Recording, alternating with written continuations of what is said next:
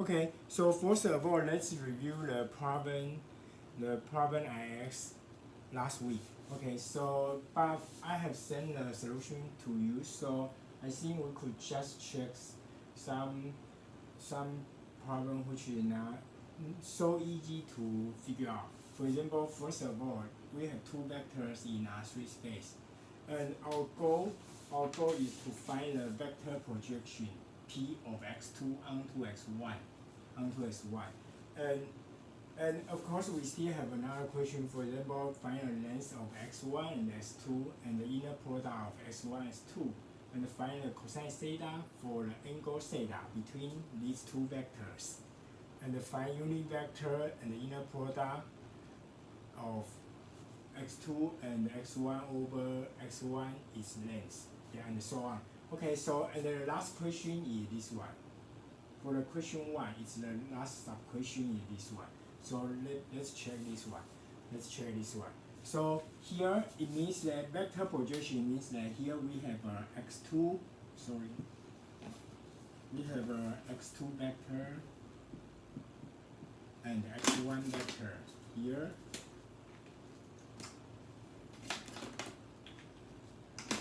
And we have a x1 vector. So its vector projection means that this one. We consider its projection to onto this in this direction. So here is our vector projection. Here is our vector projection. Here is our vector projection. This one is this vector. It's our vector projection P. This one is our vector projection P. Okay. So, but how to get this vector projection? Of course, we have the formula. So I just derive this. Just tell you the idea to derive it again. Here we have a theta, right? So here, we want to know its the projection P. We want to know the projection. The projection P is its vector. This vector, and here for the length. Is x2 long, length of x2, and here we have a triangle. So here is theta, so its hypotenuse is adjacent side, right? So adjacent side, so we know that cosine theta here. Cosine theta means that the adjacent side is the length. Here is our adjacent, and hypotenuse is x2 to the x2 is length. This one. So adjacent side equals x2, the length of x2 times cosine theta. Yeah. So here the length is x2. The length of x2 times cosine theta. And here for the total length of this vector, this vector is length is x1, the length of x1. But the vector P and the vector x1, they have the same direction. But their length is different, right? So if we know the vector x1 and we want to derive the vector P, how to derive it? Okay. But now we know that the length of x1 is this one. The length of P is this one. So here this one is the length of P. It's the length of P. So actually the vector P, so the vector projection P, it has the same direction as x1. So P and x1, they have the same direction. But P's length is this one. X1 is length is this one. So you can view it this way. Actually, it's just the ratio. The ratio numerator is the length of P. Denominator is the length of x1 multiplied by the same direction. So the vector x1. P is exactly this one. And P is exactly this one. But cosine theta, we have a formula, right? Cosine theta, we have the formula. Cosine theta equals x1 is length times x2 is length. X1, x2 is inner product. And we multiply by x1. So we have 3/10. And here for the x2 length, we could cancel it. So here we have the inner product of x1, x2, and the denominator we have x2 1 known square and multiplied by the vector x1, So actually we could write it by this way, because in section 5.6 we will consider general situation, and at that time we will follow the way to tell you the formula, general formula. So we will write in this way. Here we have the vector x1, so and denominator we have length of x1, So both of them we divide by x1 known. So we rewrite it by this way. x1 we divide by x1 known, and x2 is inner product. x1 divided by x1 known. Yeah, and it's the same. We could change the inner product of x and y equals inner product of y and x. So we rewrite it by this way. x2, x1 divided by x1 known. x1 divided by x1 known. This one. Okay, so we will use this formula to derive it. So now we could find a vector projection P of x2 onto x1. We just follow this one. So you will see we should check this one, right? We should check this the inner product of these two vectors, and here just follow here I think it's not difficult to write down. Just follow the x2 is the vector 0, 3, 4. x1 divided by, here you could see that x1 is known, equals square root of 1 square plus negative 2 square plus 2 square. So it's equal to 3. So here is the vector x1 divided by 3. So it's 1 over 3, negative 2 over 3, 2 over 3. This one, right? So it's the the coefficient, it's a scalar. But for the projection P, so you could change its the value. The value is equal to 0 times this guy plus 3 times negative 2 over 3, so it's negative 2 plus 4 times 2 over 3, so finally it's this one. And the vector projection P. The vector projection P is exactly this scalar multiplied by the vector x1 divided by its length. x1 divided by its length is exactly this one. So it's exactly this one. So finally just plug in the number inside, you will get the vector. Okay, so it's exactly the vector projection. And of course you could check that actually in the graph you could see that here x2 subtract p, is this vector, x2 is this one, and here subtract p is this one. If the vector p has this direction, then this one is our subtract p. This one is our subtract p. So I mean here is our subtract p, here is our x2. So this one is our x2 subtract p. This vector is our x2 subtract p. This one. And x1 is this vector. So you could see that their angle is 90 degrees. So of course they are orthogonal. But if we say check this one, of course we should use the inner product to see it. Inner product, so you could check it 1, negative 2, 2, and the x2 subtract p. So just consider their subtraction, s2 and the p, their subtraction. So actually you could see that it's 9 over 9, negative 2 over 9, 31 over 9, and 32 over 9. Yeah, and once you check it, the inner product, it will be 0. Yeah. So it's the problem. In last time, it's the problem 1. Okay. And now we talk about problem 2. Problem 2 is this one. We have a set S, and it's a span set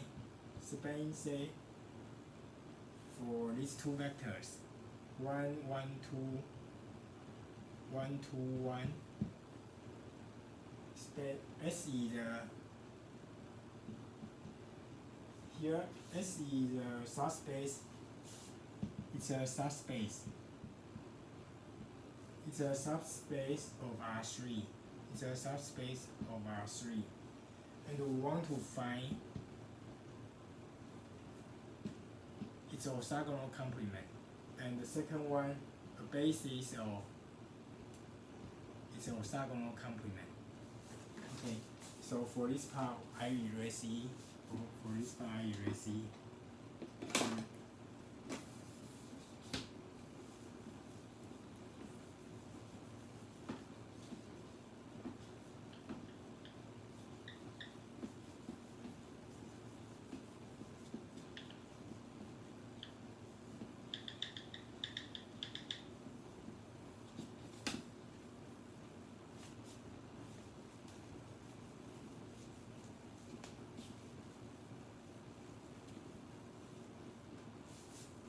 Okay, so now it's 1, 1, 2, 1, 2, 1.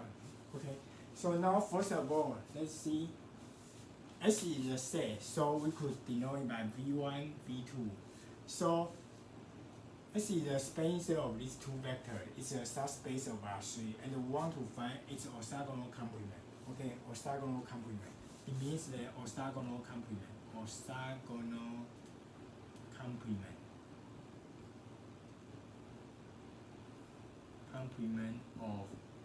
Orthogonal complement of S, and it's a it's also, let me see, yeah, orthogonal complement. Okay, and it's also a subspace of R3. Orthogonal complement, let me remind you, orthogonal complement, its definition is this one. So it's also a set which contains a vector y in R3, and when you consider all the vectors x in the set S, then x and the vector y, their inner product equals 0. Their inner product equals 0. So here for any x belong to S, yeah, here. Originally, orthogonal complement of S its definition is this one. We consider all the vector y such that the inner product of y and all the vector in S, the inner product equals 0. The inner product equals 0 means that they are orthogonal. But here the set S is a spanning set of these two vectors. So actually you could view it this way. It's a spanning set of these two vectors, so you could view it this way. It's the here we could consider v1y equals 0. It's a null. Since it's a spanning set of these two vectors, so it's a null. It's a null to write in this way. It's a null. But v1 and y is inner product. It's an inner product also means that v1 is a vector and y is a vector. Their inner product means that you should consider it transpose and multiply by the vector y, right? So you could write in this way, it's v1 transpose y equals 0, and it's v2 transpose y equals 0, this one. So this part you also could view it this way, it's a vector in R3, and here v1 transpose y equals 0, v2 transpose y equals 0, so you could rewrite it by this way. Here is our v1 transpose. Here is our v2 transpose. v1, v2, both of them in R3 space. It's a 3 by 1. So when we consider transpose, it becomes 1 by 3. Here it's 1 by 3. Here it's 1 by 3. So the vector is 1 by 3, 1 by 3. So we have two rows. So it becomes 2 by 3 matrix. And v1 transpose, and here we put the vector y, right? So, and y, the size of y is 3 by 1. So it's 0, 0, 0, 0, this set. So S is also orthogonal complement. Orthogonal complement is this one. It's a vector y such that it satisfies this one. So it means that once we consider matrix A, and the first row we consider V1 transpose. Second row we consider V2 transpose. Then this part is exactly AY equals 0, right? AY here is our matrix A. So it's exactly the null space of A. Null space of A. Null space of A. Or you could say the solution set of A0. Solution set of A0. Just review the result in section 5.2 again. Okay, so now we could check this example. So for this example, we have two vectors. So our matrix A is first vector we can consider its transpose. So it's a 1, 1, 2. Consider its transpose is 1, 2, 1. So its orthogonal complement is this matrix is its solution, its null space. So if we want to figure out its null space, we could consider A0 is solution set, right? So A0 is solution set. So now we consider 1, 1, 2, 1, 2, 1, 0, 0, and use the elementary row operation to get the reduced rotational form. Then we could solve it. Okay, so here we want to use it to cancel it. So multiply negative 1A to the first row, A to the second row. So here we can get 1, 1, 2, 0, 0, 2 subtract 1, 0, 2 subtract 1 is 1, sorry, it's 1. 1 subtract 2 is negative 1, 0. Right? And here use this guy to cancel this guy. So multiply negative 1A to the first row. So finally you will get 0, 1, negative 1, 0, 1, 0, 2 plus 1, 3, 0. This one. And it's our x1, x2, x3. Okay, so as we said, first row, first non-zero entry is this one, so it's our lead variable. Second row, first non-zero entry is this one, so it's our lead variable. So all of them are lead variable. And x3 is the free variable. So it's for its solution set. For this one, we should consider this one. It's the reduced rotational form. So it's the reduced rotational form. So it means that it's the linear system. S1 plus S3, S3 equals 0. S2 subtract 3, S3 equals 0. So you could see that here x1 equals negative 3x3, x2 equals 3x3. So the solution set is this one. So its orthogonal complement is null space. It's exactly x1 is negative 3x3, x2 is this guy, s3, and s3 could be, it's a free variable, it could be any real number. So it's the same. And it's easy to see for its basis. We could just consider here it is equal to x3 times negative 3, 3, 1. So if we want to figure out its basis, just consider the vector negative 3, 3, 1. It's a basis of its orthogonal complement. Yeah. Okay. So it's the problem about the problem in last week I posted in class. Okay.